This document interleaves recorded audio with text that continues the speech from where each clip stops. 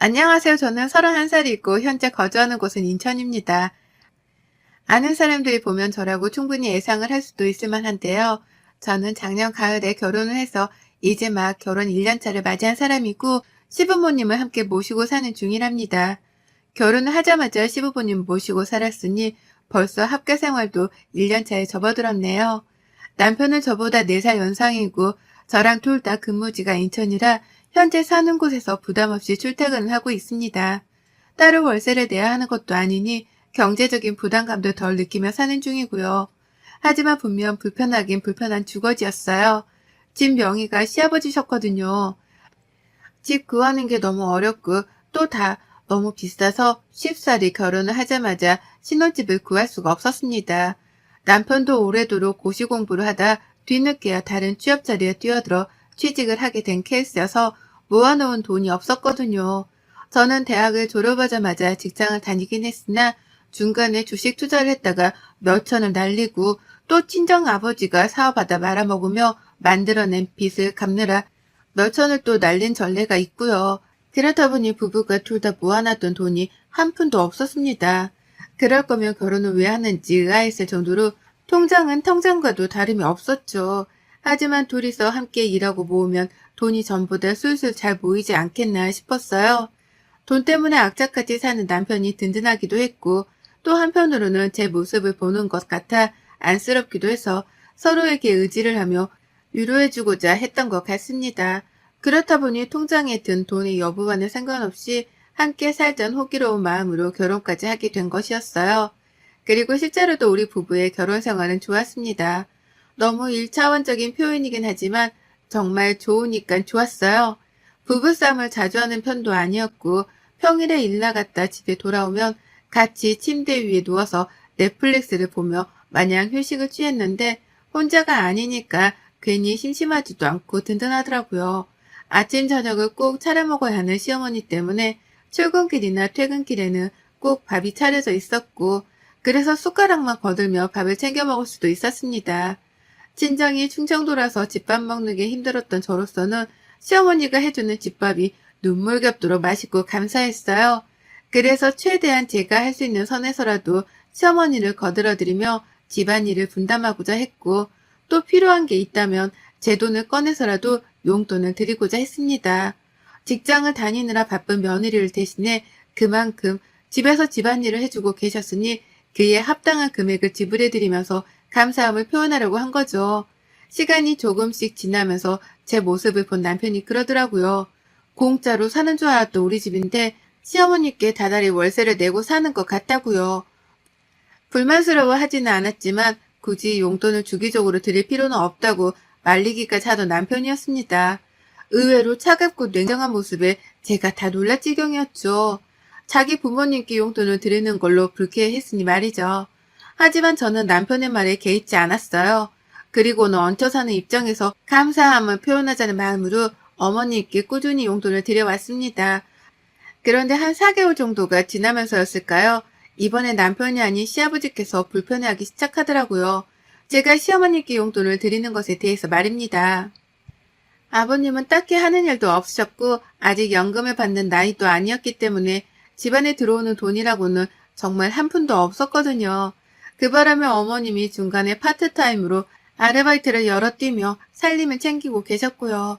가진 재산이라고는 하나 있는 집 한 채가 전부였고 그마저도 아들 부부가 얹혀 사는 바람에 네 식구를 감당해야 하는 상황이셨습니다.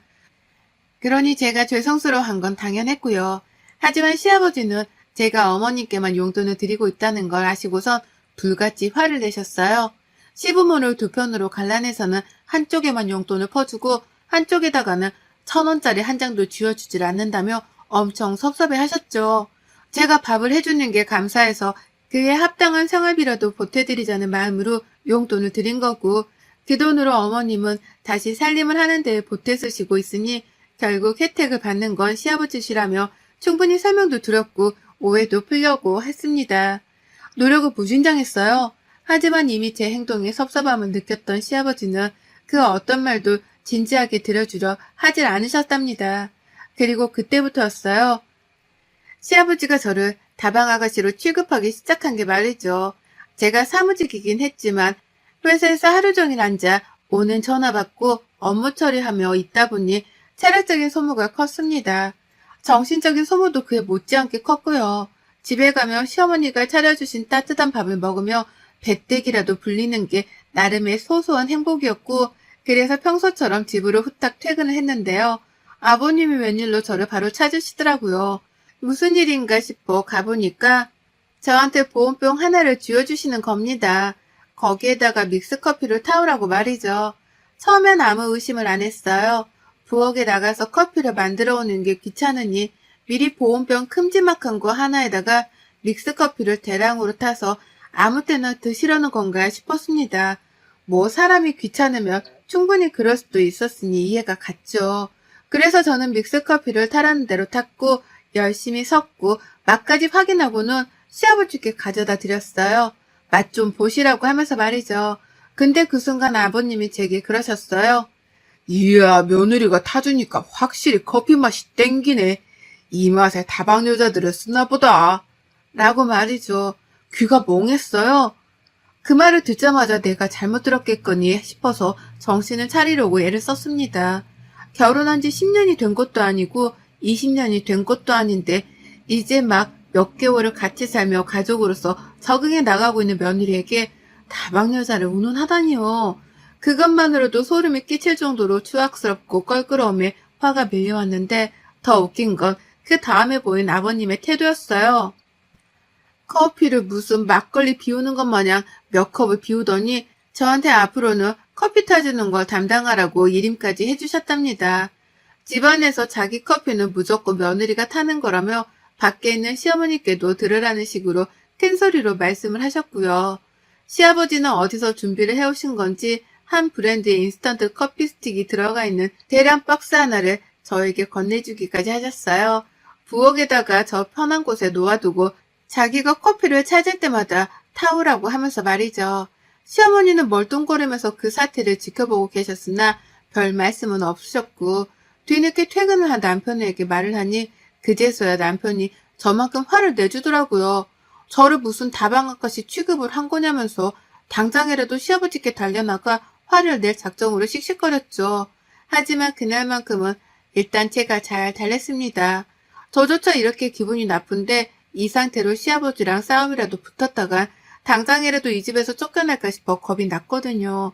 얹혀 사는 입장에서 우리가 참아내야 할 일이라고 생각을 하고는 조금 더 상황을 지켜보기로 했어요.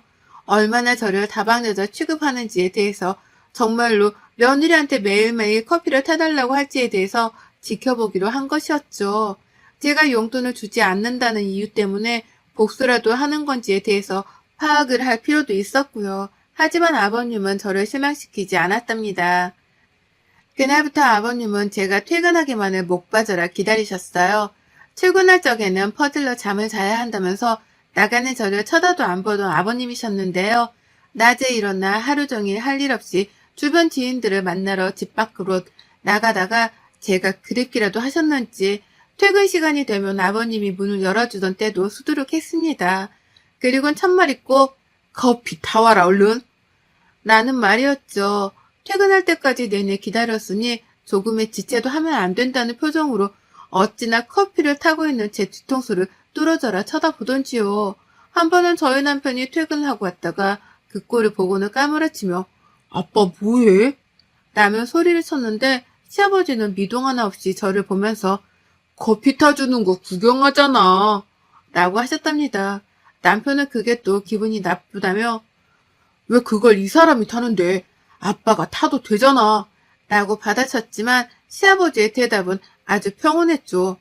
아니 내가 구경하겠다는데 네가 왜 호들갑인지 모르겠다. 내가 아무것도 안 하고 구경만 하겠다는데도 라고 하며 잠자고 계시다가 제가 끝내 다 만든 커피가 든 보온병을 챙기고는 혼자 방 안으로 들어가 버리셨어요. 그러다 커피를 다 마시면 또 방 안에서 며느라 나 커피 좀 타줘라 라고 하면서 당당하게 절 부르셨고 저는 욱할 때가 있었지만 그냥 타드렸습니다. 커피 하나 타드리는 게 뭐 어려운 일도 아니었고 자신도 용돈을 달라며 시위를 하시는 것만 같았기 때문에 끝까지 용돈을 드릴 마음이 없다는 의사를 밝히고 싶기도 했어요. 그래서 더 끝끝내 커피를 잘만 타드리면서 저도 제가 할 수 있는 최선을 다했습니다.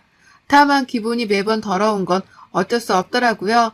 당당하게 저를 부르며 커피를 타오라고 하시는데 이게 한두 번도 아니고 매일 아주 매일매일 타달라 부려먹고 다방 아가씨를 부르듯이 시키니까 너무 힘들었어요.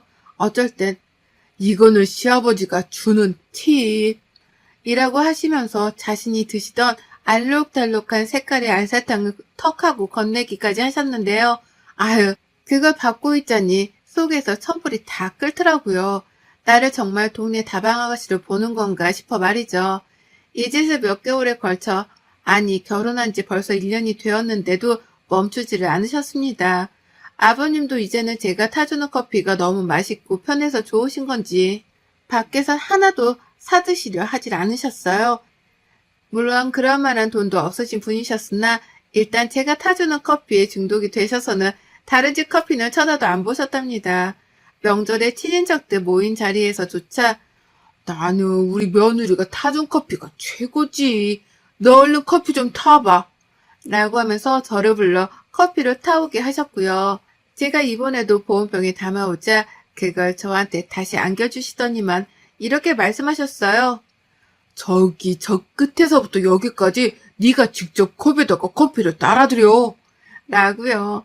한순간에 다방 직원으로 빙의가 되어버린 저였답니다. 한 분 한 분 가뜩이나 결혼초라서 어려워 죽겠었는데 커피까지 타드리면서 고개를 숙이는데 정말 제 자존심이 스크래치까지 나는 듯한 더러운 심정을 느꼈어요. 시아버지가 참 간사하셨던 게요. 남편이 이런 모습에 화를 내는 걸 알고 나서부터는 은근히 남편이 없을 때에만 제게 더 적극적으로 커피를 타오라 시키셨답니다. 남편이 옆에 있으면 커피에 컷자도 꺼내질 않으면서 말이죠. 이 모든 진상짓들을 겪다 보니 저도 슬슬 한계에 부딪히더라고요. 그 와중에 시어머니는 제가 시아버지랑 짜고 치며 친하게 지내는 줄로 오해를 하셔서는 밥을 더 이상 차려주지 않기까지 하셨답니다. 저는 이렇게나 스트레스를 받으며 힘들어하는데 시어머니는 제가 시아버지랑 즐거운 농담 따먹기라도 하는 줄로 아시고는 괘씸하다며 무시하기 시작하신 거예요. 출근길에 밥은커녕 혼자 남편을 불러내서 남편 밥만 식탁 위에 내려놓으셨고 퇴근하고 나서도 보란듯이 제 밥그릇은 보이질 않았답니다.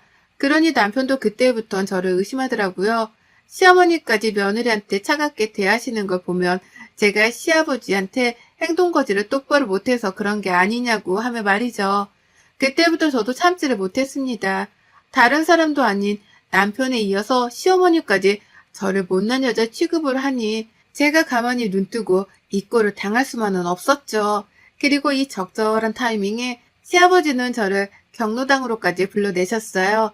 예전에도 한번 가본 적이 있었습니다. 커피 배달을 하러 말이죠. 나이도 이르신 분께서 거기까지 가서는 친구를 사귀신 걸로도 모자라 친구분들께 제가 타준 커피를 먹이고 싶다며 제게 커피를 타오라 시키시더라고요. 주말이었고 저는 집에서 쉬는 중이었습니다. 남편은 동네 축구 모임을 하러 새벽같이 나간 후였고요. 어쩔 수 없이 혼자 커피를 타서 경로당까지 가 커피를 나눠드린 적이 있었고 그 후 집에 돌아와서는 벽을 보고 다짐했어요. 절대로 다시는 경로당까지 가서 커피를 타드리는 일을 만들지 말자고 말이죠. 등신처럼 끌려가서는 거기서 커피를 따르고 있는 제 스스로를 떠올리자니 너무 비참해서 숨도 안 쉬어졌습니다. 그 정도로 경로당 간 걸 후회하고 소름 끼쳐라 하면서 회피하고 있었는데요. 시아버지가 오랜만에 저를 다시 경로당으로 불러주셨어요. 주말이었기 때문에 이전과 마찬가지로 남편은 조기축구를 한다며 집을 나간 상태였고 시어머니는 더 이상 아침밥을 차려주지 않으셨던지라 혼자 아침을 말끔히 먹고는 거실에서 TV를 보고 계셨죠. 그쯤 되니 저도 시어머니께 실망스러웠습니다. 용돈을 퍼주면서 고마워하던 건 저인데 단순한 오해 때문에 밥도 안 주는 치사한 모습에 말이죠. 그래서 일부러 커피를 요란스럽게 탔어요. 믹스커피 특유의 그 달달한 향이 온 집안에 퍼지도록 커버에 제 커피를 타서는 오래도록 싱크대 위에 올려만 뒀고 그러다 보온병을 챙겨서는 집 밖으로 나섰습니다. 아버님께 지금 간다는 전화를 드리면서 말이죠. 경로당에 도착을 했더니 꼴랑 네 분의 아버님 친구분들이 계셨어요. 다들 자판기 커피 하나도 돈이 아깝다며 굳이 집에서 쉬고 있던 제가 만들어 오는 커피를 기다리고 계셨더라고요. 그러니 어쩌겠어요? 저는 그 기대에 부응하도록 행동을 옮겼죠. 집에서 준비해 간 일회용 컵들을 하나씩 나눠드렸어요. 따로 특별히 저희 시아버지께는 집에서 직접 가지고 나온 큼지막한 플라스틱 컵 하나를 드렸어요. 형광색인 큰 컵 하나를 말이죠.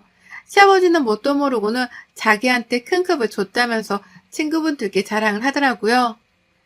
이래서 다방 아가씨가 필요한 거라고 말씀하면서 말이죠. 순간 제 눈에는 불꽃이 튀겼어요. 며느리를 며느리라 소개해주지도 못할 망정 그 앞에다가 대고 다방 아가씨라 재차 표현을 하며 제 커피를 받아내려 하셨던 시아버지의 꼬락서니를 어찌 해줄까 한참 고민했죠. 그러다 커피를 따라 드렸습니다. 보온병 안에 친히 끓여서 뜨겁게 달여온 그 내용물을 컵에다가 따라드린 거예요. 순간 시아버지 표정이 찡긋거리는 게 보였어요. 아버님은 이게 뭔가 싶은 표정을 보이면서 컵 안의 내용물을 차근차근히 살펴보려 하시는데 저는 그런 아버님께 일단 잡수세요. 몸에 좋은 걸로다가 가져왔으니까. 라며 재촉을 했습니다. 그러니 시아버지께서는 제가 무슨 보약이라도 가져온 줄을 아셨는지 냄새가 구수하네 라고 하면서 벌컥벌컥 마셨어요. 그러다 대형 사고가 터졌습니다. 동시다발적으로 터졌어요. 시아버지가 벌컥 커번 내용물을 마시는 그 순간 껄끄러운 냄새에 궁금해하던 다른 친구분들까지 별 의심 없이 컵을 들이마셨고요. 다들 나이대가 있으셔서 그런지 커피를 무슨 막걸리 마시듯이 쭉 들이마시더라고요. 그러다 동시에 으 라는 비명과 신음을 섞어가며 각자의 위치에서 입안 내용물을 뱉어내버리고 말았습니다. 난리통과도 다름이 없었어요. 그 중에서 유일하게 웃고 있는 건 저 하나였고요. 제가 실은 커피를 들고 온 것도 아니고 몸에 좋은 걸 들고 온 것도 아니었습니다. 완전히 다른 걸 들고 왔어요. 커피 내용물에다가 팔팔 끓인 카나리 액젓을 넣고 거기다 또 물을 타고 소금을 듬뿍 넣어 사람이 도저히 먹을 수 없을 만한 개떡 같은 음료를 만들어 왔답니다. 여러분들은 맛이 감히 상상이 가시나요? 아마 만들어 보지 못했다면 절대 누구도 모를 거예요. 이 향이며 맛이 얼마나 사람의 식욕을 감퇴시키고 구역질을 유발하는지 말이죠. 시아버지는 내용물을 뱉어가면서 독약을 타온 거야? 라고 물으셨어요. 진심으로 다급하게 말이죠. 그동안 며느리를 구박한 죄로 며느리가 복수를 하기로 다짐을 했다 싶으셨던지 그게 정말 독약이라고 해도 믿을 듯이 겁에 질려 물어보시더라고요. 그래서 전 대답했습니다. 아이고, 가족들한테 더 늦기 전에 얼른 안부 연락이라도 하세요. 라고요. 딱 이 말만 했을 뿐인데 정말로 두 분이 핸드폰을 꺼내 집에다가 전화를 하셨어요. 시아버지는 아이고 나 죽네 라며 경로당 바닥에 등딱지를 붙이고 누워 심호흡을 거치게 쉬셨고 전 그제서야 잠깐 뜸을 들이다가 말씀드렸습니다. 까나리에 믹스커피 타온 거 가지고 오도방정을 떠네 라고 말이에요. 그러자 시아버지가 바로 누운 채로 저를 올려다 보더라고요. 방금 들은 게 사실인가 싶어서 몇 초 동안 저를 쳐다보다가 뒤늦게 자리에서 일어나 자신의 몸을 살폈습니다. 독약을 먹은 것 치고는 너무나 멀쩡했던 몸이었는지라 시아버지도 그제서야 자신이 멀쩡하단 걸 아셨는지 자리에서 일어나기까지 하며 주변 친구들을 챙기더라고요. 정신 차리라고 하면서 친구분들의 머리통을 한 대씩 쥐어박으셨죠. 자신이 까나리 액젓에 속아 넘어가서는 죽을 뻔한 줄 알고 고꾸라져 있었다는 사실에 시아버지는 다소 충격을 받으셨는지 잠깐 동안은 정수기 앞에 가서 떠나지 못하셨어요. 차가운 물 한 번, 뜨거운 물 한 번을 번갈아 들이삼키시면서 어떻게든 입안에 있는 까나리 향을 없애려고 발악을 하셨습니다. 그러다가 뒤에서 기다리던 친구분이 빨리 좀 나오라고 시아버지를 밀어당기던 순간 아버님은 그제서야 저와 눈이 마주치며 저에게 화풀이를 시작하셨죠. 너 어떻게 감히 시애비한테 이런 장난을 칠 수 있어? 내가 진짜 죽는 줄 알고 방금 전까지 말이야. 너 이 일들 내가 그냥 넘어갈 줄 알아? 절대로 그냥 못 넘어간다. 내가 당장 너를 집에서 내쫓기라도 해야 직성이 풀릴 것 같은데 아유 짜 이놈의 까나리는 여전히 입안에 있네. 너 당장 나가. 내 집에서 지금이라도 당장 나가. 라고 하면서 제게 집을 나가라 호통을 치셨습니다. 절대로 이대로는 저랑 같이 한 집에서 괘씸해서 못 산다며 저령까지 자기 입으로 직접 언급을 하시며 저를 쫓아내셨어요. 모두가 보는 앞에서 통보를 하신 거죠. 그러니 저도 대답했습니다. 알겠다고요. 미련도 없었어요. 어차피 지금에 와서는 남편이랑 시어머니한테까지 오해를 받아가며 집안에서 환영을 못 받는 존재였는데 그 와중에 시어머니한테는 죄스러운 마음의 용돈도 꾸준하게 보내드리고 있었거든요.